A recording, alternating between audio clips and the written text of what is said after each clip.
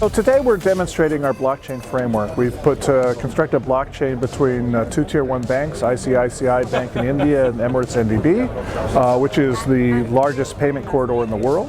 And we're moving payments and trade finance information back and forth with this. We've added an additional 7 banks to this network.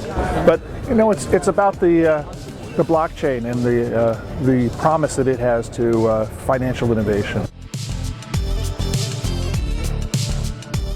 Curious? I mean, you know, I think there's a lot of hype. People have promised you can do blockchain anything. I don't think that's probably quite appropriate, but it has shown promise.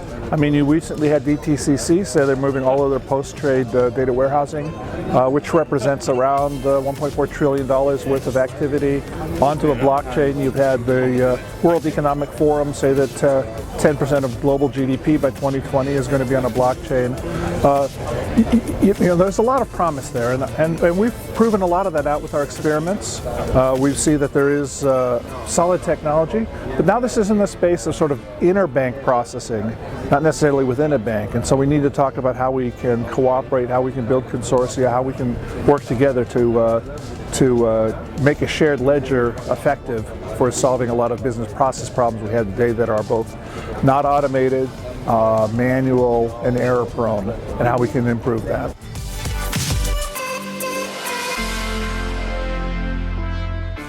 There's a whole range of technologies and thinking. On the one extreme, there's Bitcoin, and Bitcoin was designed to be a fault-tolerant, independent, public network. Anyone access to software can start up their own mining operation, can actively contribute to it. Now the problem with banks is you don't know who any of those participants are. You don't know who is, you know, where the mining operations is, where your financial data is. So regulators are somewhat scared about that, and the cryptocurrency aspects. On the other extreme is a network done in a closed group, a consortium, a private network. It's not goodness or badness, it's just a matter of degree of openness, knowledge of who your customers are. My belief is that in the banking industry, they're going to be more interested in knowing the participants in the network, which is leading to a private network, and hybrid is something in between.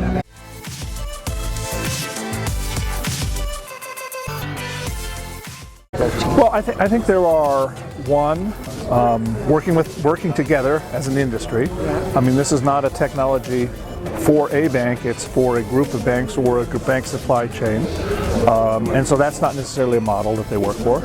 I think there is some knowledge about the technology that still needs to be adopted. I'm encouraging everyone to go try it out, kick the tires, make sure that they are practicing.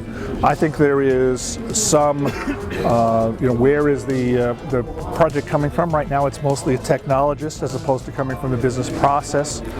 So the clear business values and having those established. And I think there's a lack of standards on interoperations. So how do we make all of these separate efforts work? Banks in general tend not to want to be first. They never want to be third. They're all trying to be second. And so I think as you start to see some early movers, you'll quickly see a bunch of people trying to catch up fast. I think by 2020, you're going to start to see move down deeply into the transaction. I think that the thing that I'm most excited about is the new business processes that it can allow that you can't do currently with technology.